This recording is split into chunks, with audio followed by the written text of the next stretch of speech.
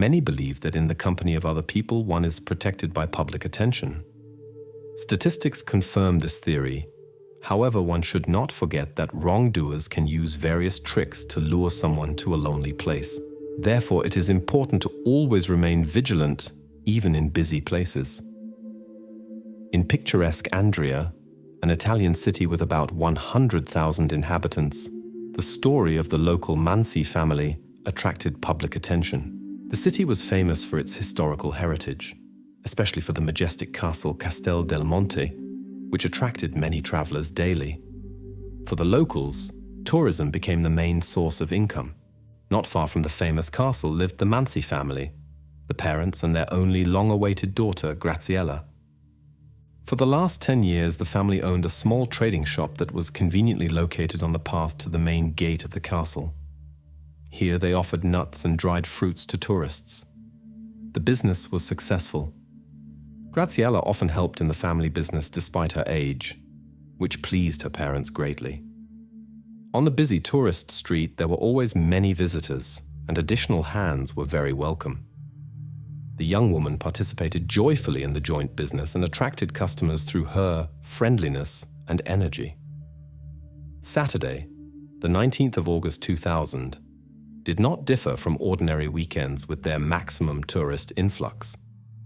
On such days, Graziela's grandfather often stood behind the counter. The granddaughter gladly kept him company and handled small errands. Because of the constant stream of visitors, the grandfather could rarely leave the shop. Around 7 o'clock in the evening, the tired elderly man asked his granddaughter to go to the fountain and fill a small bottle with water. Gratziela agreed willingly and set off for the fountain, which was only 5 minutes away. Time passed, but Gratziela did not return. The grandfather began to worry, although he initially calmed himself with the thought that his granddaughter might have met acquaintances and gotten into conversation. However, when more than 20 minutes had passed and Gratziela, who was always punctual, did not appear, the man became seriously disturbed. He decided to check the situation and went to the fountain. To his surprise and concern, Gratziela was neither there nor in the neighboring streets, which he thoroughly walked while searching for his granddaughter. The situation became increasingly tense. When the grandfather returned to the shop hoping to find Gratziela, he discovered that she still had not appeared. She could have taken another route, but she was nowhere to be seen. After about 30 minutes, he made contact with the son and mother, began calling all friends and acquaintances whose numbers he had noted. The parents also called everyone they could reach, but no one had seen her. Soon the whole family and some of Graziela's friends gathered at the Mansi shop on the square. Without losing time, adults and teenagers organized search groups. Their activity attracted the attention of passers-by and tourists, many of whom immediately joined the search. The relatives brought a photo of Gratziela and showed it to passers-by. Some confirmed having seen her during the day and evening. However, no one could say where she had gone or what might have happened. The area was considered quiet. Incidents rarely occurred here. It seemed unimaginable that something could happen in such a busy place. After several hours of unsuccessful searching, the Mansi family turned to the local police. The officers immediately joined the search. After some time, a resident approached one of the patrol officers with disturbing information. He had heard a scream from the wooded area near Castel del Monte Castle. 2 carabinieri headed in the indicated direction and noticed smoke rising from the center of the plantation. At first, they did not connect this with the disappearance, but decided to check the source of the fire and assess the need for fire department intervention. As they approached the location to about 10 meters, the police officers perceived an unusual smell. The fire source looked strange. Under a layer of dry leaves, they noticed something disturbing. Based on the size and clothing that matched the description of Graziela's outfit, the police officers had to recognize with heavy hearts that their worst assumptions had been confirmed. When they discovered the crime scene, it was already too late to change anything. When examining the forest area, the investigators discovered several fragments of clothing and a device for fire ignition, the suspected source of the fire. No further clues about the perpetrators were found. A more thorough examination of the terrain was required. The authorities also hoped to obtain recordings from surveillance cameras that were installed near the castle.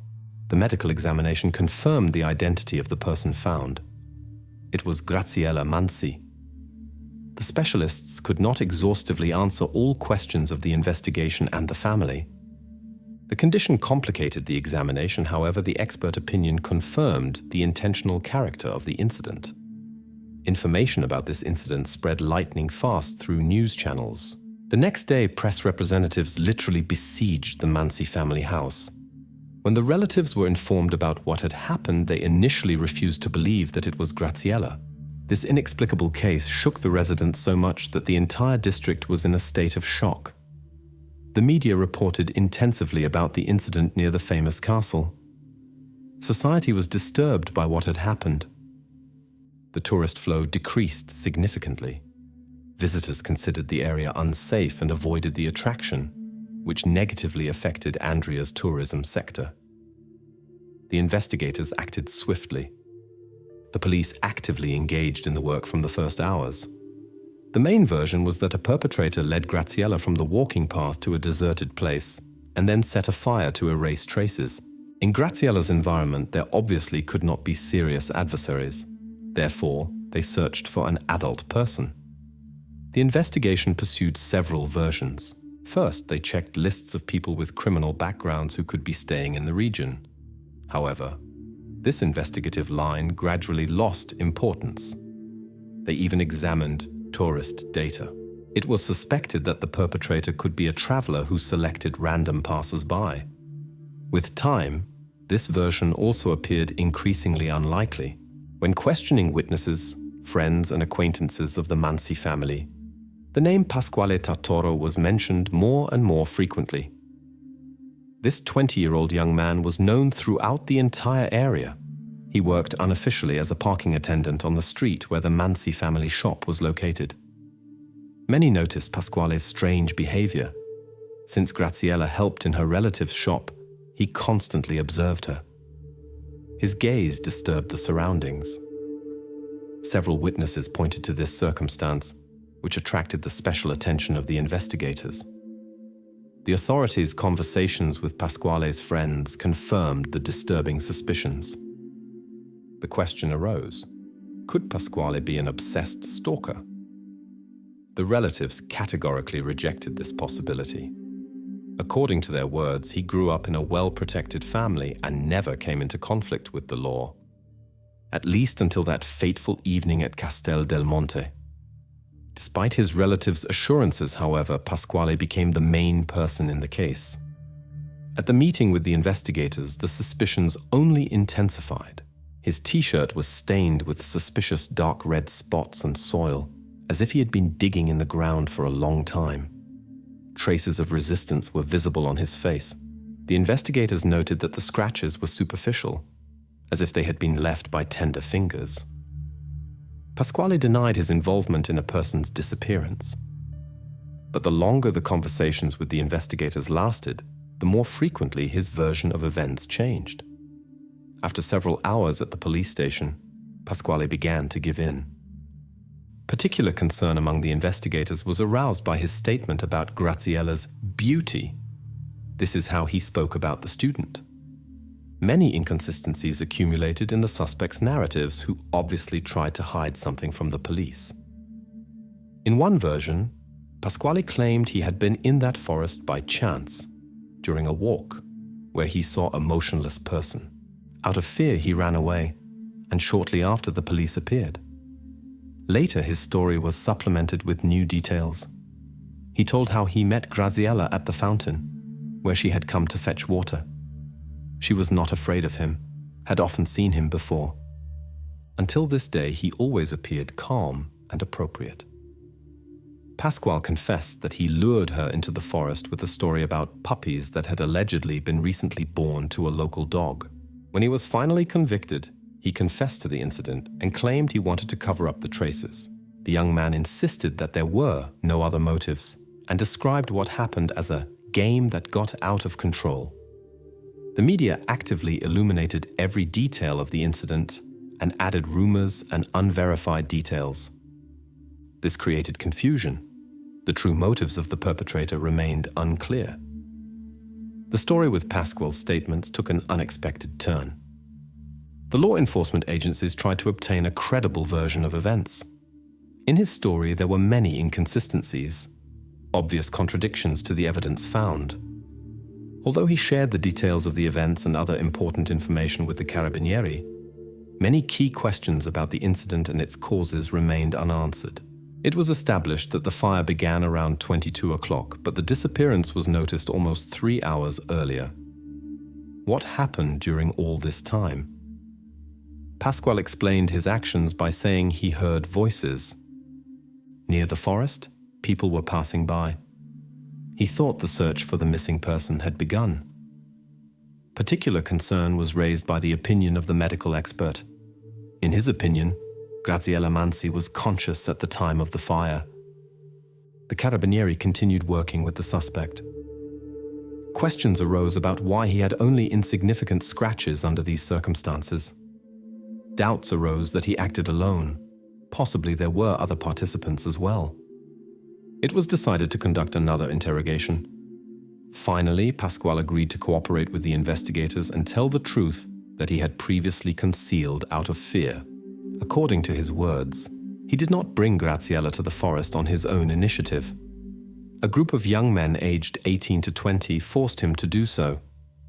In the forest waited Giuseppe Di Bari, Vincenzo Caratello, Domenico Margiotto, and Michele Zagaria. Pasquale claimed that originally there were no other intentions. He had a conflict with these young men in which he lost.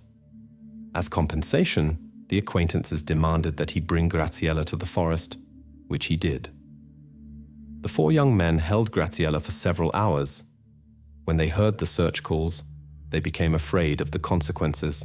The group decided to hide the traces of the incident. They had no suitable materials to erase the evidence.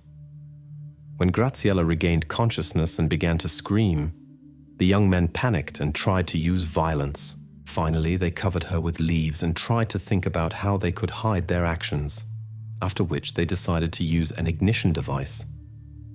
All participants were between 18 and 20 years old. As it turned out, the young men came from wealthy families and not from a problematic environment, which made their act even more incomprehensible. Acquaintances described them as balanced and reasonable young people who had never shown aggression or a tendency toward legal violations. Only one of them had small problems with the law in the past, a minor theft.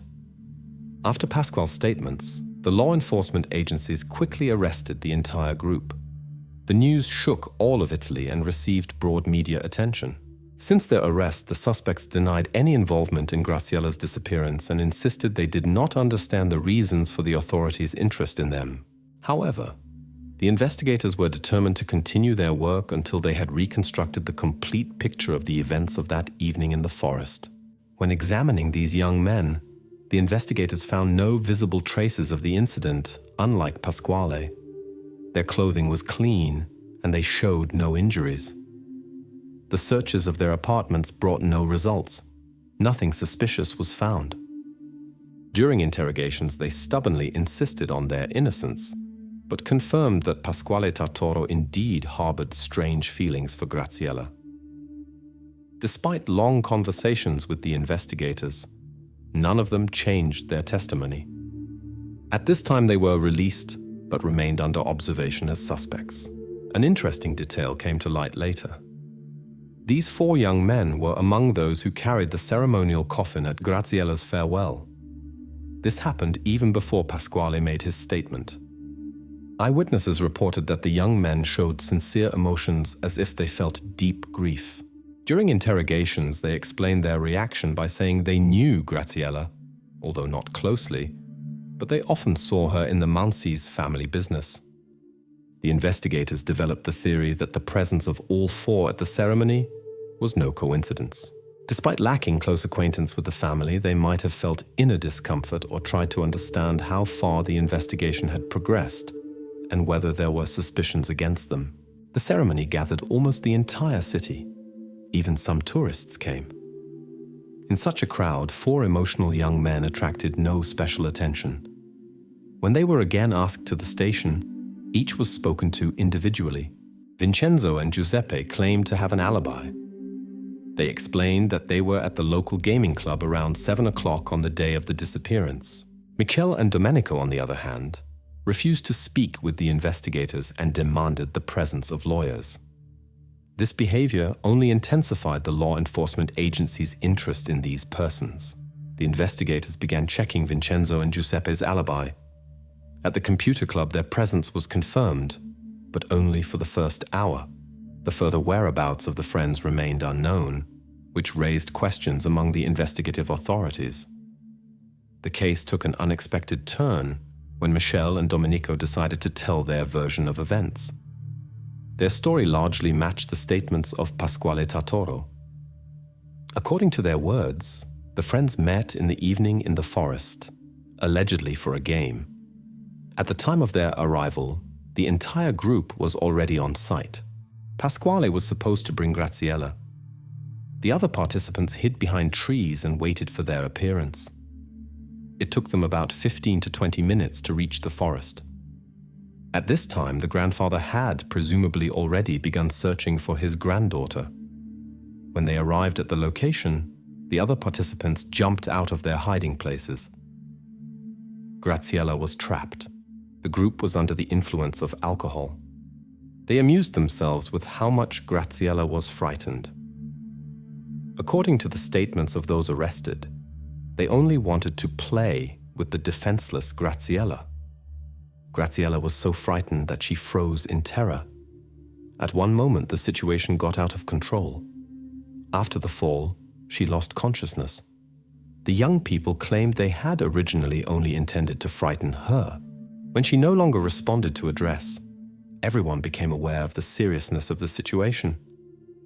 At this moment, they heard voices, presumably from those searching for Gratziela. Under the influence of alcohol, they decided to hide the traces of the incident. The statements of the suspects were partially confirmed by evidence.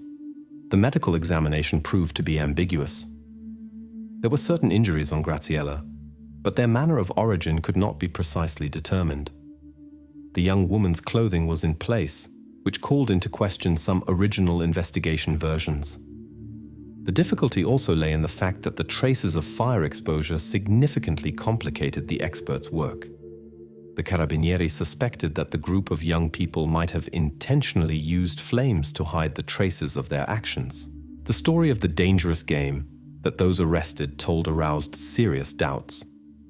The investigators carefully examined all circumstances of the incident and tried to establish the true course of events. Meanwhile, those arrested continued to claim that everything happened by chance. The final decision was to be made by the court. 2 from the group, Vincenzo and Giuseppe, categorically denied their involvement. According to their words, they simply came to the forest at Pasquale's invitation without suspecting his intentions. When they saw what was happening, they allegedly left immediately. The young men explained that they had not contacted the police out of fear of possible revenge from the other participants or of problems with the law. They could have been accused of complicity. After completion of the court proceedings, Pasquale Tartoro received a relatively mild sentence, 30 years imprisonment. 2 factors contributed to this: his willingness to cooperate with the investigators and the fact that the expertise did not confirm his direct involvement in the final events. The 4 other participants received a stricter verdict. For kidnapping a minor and intentional actions, they received life imprisonment in solitary cells, without the right to contact with other prisoners. The announcement of the verdict triggered violent reactions. Graziela's mother lost consciousness. Her husband had to be helped. A verbal fight arose between the families of the defendants. The young woman's relatives considered the punishment just, except in Pasquale's case. In their opinion, he deserved a harsher verdict. Particularly actively, Vincenzo and Giuseppe acted against the court decision. They defended their innocence so convincingly that they even found supporters who believed their version of events. However, this did not help them challenge the verdict. 8 years after these events, the 27-year-old Vincenzo Caratello made a fateful decision during his stay in the correctional facility. Perhaps guilt feelings tormented him, or he simply saw no other way out. Only a few days earlier, his mother had visited him. The woman still believed unshakably in her son's innocence and supported him in every respect. However, Vincenzo himself had already lost all will to continue his path at this time. The mother's heart sensed that something was wrong. She noticed that her son had become distant, had become a different person, and her premonitions proved to be right. On the 19th of June 2013, lawyer Michel filed an application for review of the case, citing procedural violations. He challenged the results of the previous proceedings, but the court rejected examination of the application. Pasquale's mother publicly addressed the Mansi family with sincere apologies for her son's actions. She emphasized that he must take full responsibility for his deeds before the law. However, Gratziela's mother rejected these apologies. Her response was emotional. She declared that Pascal must go through everything that her daughter had gone through. According to her words, Gratziela would have remained with her family if he had not lured her into the forest. Graziela's parents held Pasquale particularly responsible as the main culprit. The name Gratziela Mansi is not forgotten in Italy. At Castel del Monte Castle stands a memorial plaque with her photo and a brief story of Gratziela, whose path ended so early. This place became a kind of memorial site where locals and tourists leave flowers and stuffed animals. Graziela's relatives frequently visit this place of remembrance. After 24 years of imprisonment, Pasquale Tartoro gained his freedom. For good conduct, his sentence was reduced by 6 years. Now he is 44 and trying to begin a new life. It is difficult to predict how his further fate will develop. Among all participants, he was the only one who agreed to a simplified procedure, which led to a reduction in punishment. After the incident, all participants broke off all contact with each other. Even when Pasquale was released, none of the former friends tried to restore contact. He himself says that he remembers every day what happened and the pain he inflicted on Gratziela and her relatives. Pasquale confesses, if he could return to the past, he would act differently.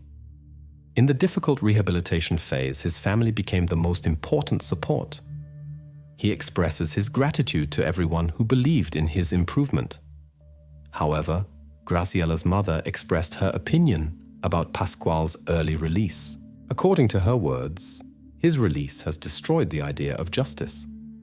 She is convinced that such people cannot change and pose a danger to society, which is why they do not deserve a second chance. Vincenzo and Giuseppe, who insisted on their innocence, could not understand Pasquale's motives for action. In his last letter before leaving this world, Vincenzo continued to defend his innocence and expressed his bitterness about the injustice of the system. He hoped that someday someone would be found who could prove the truth, but saw no sense himself in continuing the fight for freedom. Giuseppe, Domenico, and Michele are still in custody. Giuseppe does not give up his attempts to prove his innocence and devotes his time to Bible study. He has accepted his verdict and no longer files appeals. At the same time, he maintains faith that the truth will come to light one day.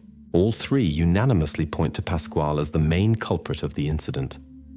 According to their words, he lured Gratziela into the forest and was the initiator of the further events. Nevertheless, Pasquale received the mildest verdict among all convicted persons and is already free. In every family, there are unique personalities, people who do not fit into the usual frameworks.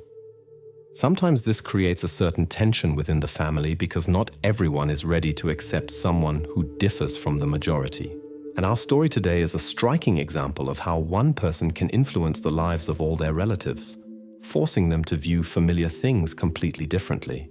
On the early morning of the 26th of December 2007, something unusual happened. Judy Anderson appeared for the first time not at her workplace at the post office.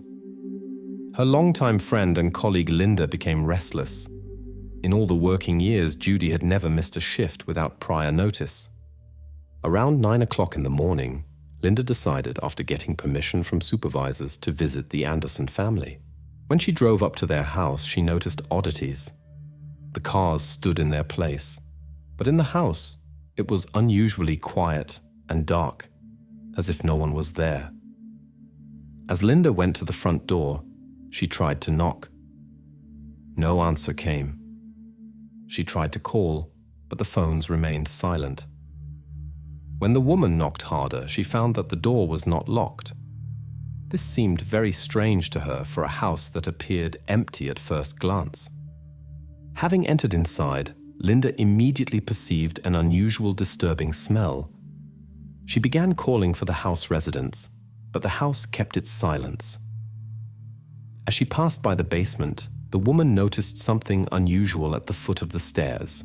As she descended into the semi-darkness of the basement, she saw a man lying there. At first, she thought of carbon monoxide poisoning and wanted to help, but as she approached, she recognized the seriousness of the situation. In the darkness of the basement, she could see that there were more people there. Linda did not have a mobile phone with her.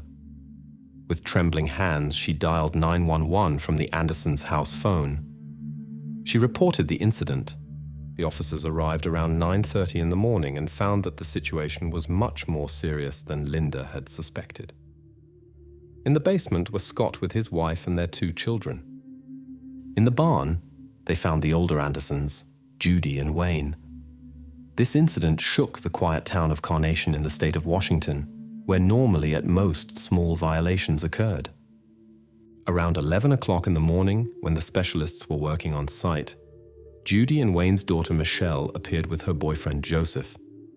They were on their way to their trailer. The investigators naturally wanted to speak with them.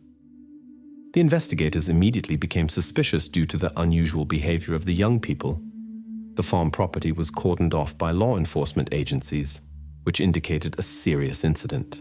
Tape was visible everywhere, but strangely neither Michelle nor her companion Joseph showed concern. They asked no questions about the events on the parents' property and showed no interest in the fate of their relatives, as if all this did not concern them. This unusual behavior made the investigators suspicious. The 29-year-old Michelle and Joseph were asked to come to the station for questioning, with the decision made to interrogate each one individually. Michelle behaved provocatively self-confident from the first minutes of conversation. According to her version, she and Joseph had set off to Las Vegas on the 24th of December to get married, which is why they were not at home during the critical time. She claimed they knew nothing about the events. However, the couple had neither wedding rings nor documents about a marriage. Michelle explained this by saying they had gotten lost, could not reach Las Vegas and decided to return. Upon their return, she said, they had found the police. Joseph, on the other hand, appeared visibly troubled and soon could not withstand the tension. He was the first to confess to the deed and showed sincere remorse. Joseph could not hold back tears and called himself a terrible person. Michelle held out longer, but later also admitted her involvement in the incident. The couple agreed to help with the investigation. The most important thing was to find significant evidence. The young people showed the place where they had hidden 2 objects used in the crime. After the incident, they had disposed of the evidence by throwing it into the river that flowed near the city. The couple led the investigators to the exact location, and the search work began. A diving team found important physical evidence, which was subsequently sent for examination. The expertise confirmed the connection of what was found to the incident in which 6 people were harmed. The story of this family began long before the tragedy. The 60-year-old Wayne Anderson worked as an engineer at Boeing. He grew up on a farm in a complete family. Wayne was distinguished by determination, strived for good education and a successful career. His dreams began to come true quite quickly. Wayne worked diligently and did not neglect his private life. The first relationship proved unsuccessful and ended quickly. Then Judy entered his life, whom he regarded as a kindred soul. Together they founded a wonderful family, of which both were sincerely proud. By 2007, their marriage had already lasted 31 years. The spouses led a balanced life on their farm. The 60-year-old Judy Anderson worked at the post office. Since her youth, she had dreamed of a stable family and children. The meeting with Wayne helped her realize these dreams. The Anderson house was always an attraction for neighbors. Festive gatherings and barbecue evenings were often held here. December 2007 was to be another occasion for cozy get-togethers. In 3 decades of marriage, the Anderson family had had 3 children: Mary, Scott, and Michelle. The eldest, Mary, had already settled in North Bend at this time. She lived mainly focused on her professional development. At this time, she was ill and planned to visit her family later when she felt better. The middle child, Scott, 32 years old, had founded a stable family with 30-year-old Erica. They were raising 2 children, 5-year-old Olivia and 3-year-old Nathan. Scott lived half an hour from the parental home and successfully combined his career as a construction worker with the role of caring father, while Erica made their home cozy. The youngest, 29-year-old Michelle, had always stood out for her special character. Since school time, she was considered difficult and often got into conflicts with others. Her professional life was not going well, and among the family's acquaintances, conversations circulated about her complicated behavior. But her family did not turn away from her. Brother and sister forgave her character, and the parents believed in a better future for their daughter. Michelle's private life was also not simple. Her last relationship with 29-year-old Joseph McEnroe had lasted about 5 years. After meeting online, they began a long-distance relationship and later moved in together. Due to lack of education and unstable income, the couple had to live in a trailer. That was their only affordable housing option in 2004. The neighbors noticed the unusual behavior of the couple. They rarely left their trailer and avoided contacts. Even a simple conversation seemed to cause them discomfort. Any small thing, like an unfavorably parked car near their house, could trigger a violent reaction. Particularly disturbing for the environment were Michelle's emotional outbursts. Eyewitnesses reported cases where she fell into a state of strong agitation for no apparent reason and then suddenly calmed down. Acquaintances advised her to seek professional help from a mental health expert. Michelle constantly talked about financial topics when dealing with strangers. She invented complicated stories about family wealth that she allegedly could not use for various reasons. The outward appearance of the couple evoked mixed feelings in people. People described them as apathetic and unkempt personalities without any ambitions. Their outward negligence and untidiness often led to others keeping their distance. In their relationship, Michelle clearly took the dominant position. She completely determined Joseph's behavior and even spoke for him. She presented herself as something special compared to the Anderson family and constantly emphasized her extraordinariness, despite her current lifestyle. This behavior created tensions in family relationships. Michelle either fantasized about the Andersons' wealth or told stories about her difficult childhood. She vividly described how her father used violence from early years and her mother exerted psychological pressure. She claimed she had left the parental home because she could not stay there and began an independent life. Thus, she and Joseph ended up in the trailer. Despite the difficult relationships, the neighbors regularly noticed how Judy visited her daughter every month. The mother always brought many groceries and tried to help her daughter. The woman's behavior was friendly and calm, which did not match Michelle's stories about her difficult childhood at all. In response, the daughter often showed disrespect and raised her voice, despite her mother's care.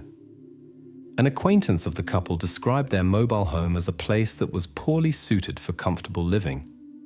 The trailer was in a deplorable condition. Minimal furnishing, non-functioning appliances, damaged windows with makeshift patches. The residents used dark film that barely let daylight through. Michelle explained that the windows were intentionally covered with film to hide the interior from foreign eyes. When asked about the reasons, she answered that the neighbors were watching them. According to her words, someone tried to damage their accommodation in their absence. She contacted law enforcement agencies, but even the surveillance cameras recorded nothing. The The residents considered these claims unbelievable. There was simply nothing to steal in the trailer. The impression arose that Michelle invented these stories to attract attention. Her relationship with Joseph seemed unusual. Michelle saw herself as a spiritual mentor. According to her words, she taught the young man the right way to live. Hardly anyone took this seriously. Obviously, the young woman lacked wisdom, and the situation began to deteriorate over time. First, Michelle lost her job. Then Joseph suffered the same fate. After some missed payments for the land, they had to look for a new place. Due to financial difficulties, the only option remaining was returning to the Anderson parents' farm. Christmas Eve 2007 was supposed to be something special for the Anderson family. Judy, who was 61 years old, and her 60-year-old husband Wayne were preparing for the family celebration. In their farmhouse, the whole family gathered, except for the eldest daughter Mary. On the farm grounds, their daughter Michelle lived with her chosen one, Joseph, in a trailer. The parents had taken in the young couple. The day began as usual. Judy decorated the backyard and prepared festive surprises for her loved ones, while Wayne read the newspaper in the house. Around 4 o'clock in the afternoon, after careful planning, Michelle and Joseph, armed, unexpectedly left their trailer and entered the house. Possibly the reason for their action was a recent dispute with the parents. Joseph distracted Judy's attention while Michelle tried to approach her. Wayne noticed what was happening and tried to intervene, but his actions remained unsuccessful. In the end, Wayne and Judy were no more. The young couple hurriedly brought the parents to the barn behind the house before their actions could be noticed by the neighbors, whose houses stood at considerable distance. They spent the next hour eliminating traces of what had happened. At 5 o'clock, Scott arrived at the house with his wife Erica and the children Nathan and Olivia. They wondered about the absence of the hospitable hosts. Michelle explained that the parents had driven away to get missing groceries. The guests, who did not notice the parked cars of Judy and Wayne, went into the living room. As soon as the 32-year-old Scott sat down on the sofa, Michelle applied the same method as before. His 30-year-old wife Erica recognized the danger and was able to bring the children to safety. She locked herself with the children in a room with a landline telephone. At 17:13, Erica contacted emergency services 911. In this fateful moment, when Erica managed to reach the rescue service, Joseph stormed into the room, whereupon the connection broke off. The telephone shattered against the wall. Erica's call did not go unnoticed. The dispatcher could receive the signal and sent a patrol for verification. Shortly afterward, a police car appeared in front of the Anderson house. But Michelle, who met them at the gate, demonstratively blocked the way and locked the gate. To all questions, she answered reluctantly, assured that everything was in perfect order, and categorically refused to let the law enforcement officers inside. Since they received no access to the house, the police officers had to drive away again. Later, when the couple was arrested, Michelle tried to explain her actions with a long-standing grudge against the family. According to her words, her brother Scott owed her a large sum and refused to pay it back. She claimed to have regularly lent him $3,000 to $5,000 over several years. In the end, about $40,000 accumulated. All attempts to solve the matter peacefully met with complete ignorance on Scott's part. When Michelle turned to her parents for support, they also waved it off. This generated deep resentment in her. Additionally, she reported years of oppression by her father, and her mother had allegedly recently begun demanding parking fees for the trailer on the family farm grounds. Michelle was outraged by the demand to pay for living in her own trailer on her parents' property. But nobody believed her words. All acquaintances of the couple knew very well that Joseph and Michelle simply did not have such means to lend $3,000 to $5,000 to the brother, who had a good income and needed no loans. The story with the debt of $40,000 seemed extremely unbelievable. Also, nobody believed that the parents, who knew about the couple's financial difficulties, would demand rent. The Anderson family was known for their hospitality. They gladly took in Michelle and her chosen one, helped with groceries, and never demanded money for it. During the interrogations, the 29-year-old Michelle constantly changed her statements and tried each time to present herself as a victim. Finally, she confessed that the reason for her actions was envy of her brother, of his family well-being, and his career successes. She also had a negative attitude toward her parents. When the investigators asked about the nephews, who could not understand what was happening and bore no guilt for the couple's laziness, Michelle described her actions as an act of care.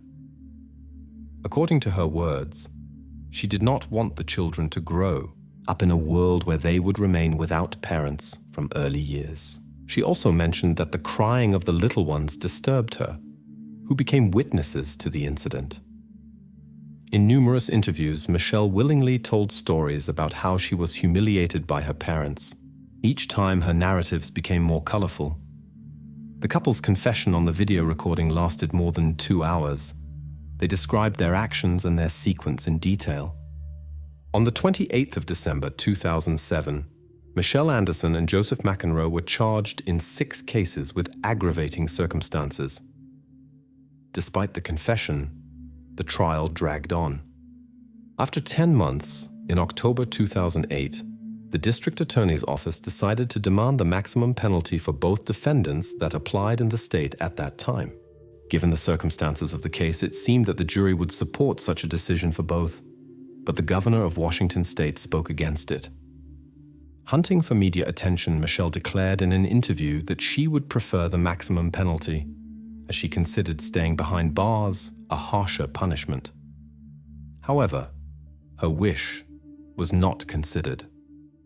The court sentenced both to 6 life sentences without possibility of parole. After the change of governor, the question of the maximum penalty was raised again. On the 5th of September 2013, the Supreme Court of Washington state overturned the previous decision. A new trial began. Michelle became afraid and immediately distanced herself from her earlier words about wishing for the maximum penalty. In January 2015, Joseph McEnroe appeared in court. The defense claimed that their client had acted under Michelle's influence. According to their words, she manipulated the young man and turned him against the relatives. He also invoked a mental illness because of which he easily fell under foreign influence. Joseph's aunt confirmed her nephew's difficult childhood and told about the problematic relationship with his mother. In his final word, Joseph remarked that he had tried to act quickly so that nobody would feel pain. He too justified his actions toward the children with a kind of care. In March 2015, the trial against Joseph ended. The jury pronounced a guilty verdict on all charges.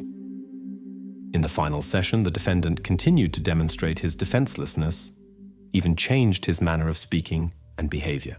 The prosecutor drew the court's attention to these attempts to influence the jury's decision. Since the jury could not reach a unanimous opinion on the death penalty, Joseph was sentenced to life imprisonment without possibility of early release for each proven episode. In January 2016, 8 years after the incident, the trial against Michelle Anderson took place. The prosecution decided not to seek the death penalty. This decision was conditioned by Joseph's verdict.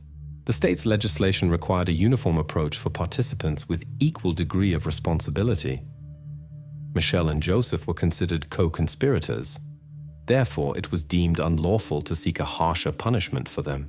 When she heard this, Michelle broke into tears and expressed deep regret about what had happened, speaking of the impossibility of changing anything. However, the prosecutor pointed out that her emotional performance was only an attempt to mitigate the sentence. The prosecution emphasized that in her statements she mentioned financial motives more than 35 times. The main reason for Michelle's actions seemed to be the desire to take over her parents' house and receive the inheritance. According to the prosecutor, her remorse was not sincere, given the numerous changes in her statements and false accusations against the family. The investigations and witness questioning did not confirm her claims about poor treatment in childhood. Michelle tried to damage the reputation of her relatives to present herself in a better light. She also brought forward a new version of her actions and claimed that she had felt a special dislike for Erica because she had allegedly taken her brother away from her. However, The facts spoke of a tense relationship between them from the beginning, which also refuted these statements of the defendant. Michelle's story took an unexpected turn at the trial. The motive for her act was, as it turned out, a simple feeling of envy. Within 5 weeks, the jury heard the testimonies of 38 prosecution witnesses. The trial resembled in many ways the previous hearings in the case of her boyfriend, who had already received his verdict. Among the important witnesses was Michelle's older sister Mary. She should have been at the family celebration at Judy and Wayne's, but fate arranged it differently. She became ill before Christmas. At the trial, Mary spoke through tears about how grateful she was to chance for her absence that evening. Later, it turned out that Michelle had been preparing her plan against the relatives for about 2 weeks. The defendant's actions proved to be extremely ill-considered. They could not hide the evidence and traces of their deeds. The story about a sudden wedding in Las Vegas, which was invented as an alibi, fell apart at the first verification. Despite her displayed remorse, Michelle's true nature showed when it became clear that the verdict would remain unchanged. There could be no talk of early release. She staged a scandal in the courtroom, shouted at the judge, and threatened lawsuits because of allegedly incompetent lawyers.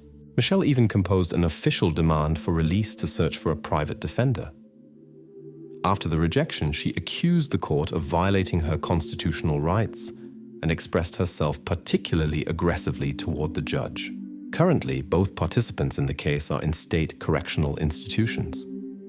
The trial proved to be not only lengthy and emotional, but also financially expensive. Because of numerous appeals and the active resistance of the defense, the struggle for reviewing the case dragged on for years. Without considering the expenses for the work of the sheriff's office and the state criminal technical laboratory, the prosecution spent about $2 million on both defendants. Joseph's defense cost approximately $5 million, and Michelle's case cost even more. The residents of the state, whose taxes flowed into the work of the legal system, can be reassured. These people will never again be among law-abiding citizens.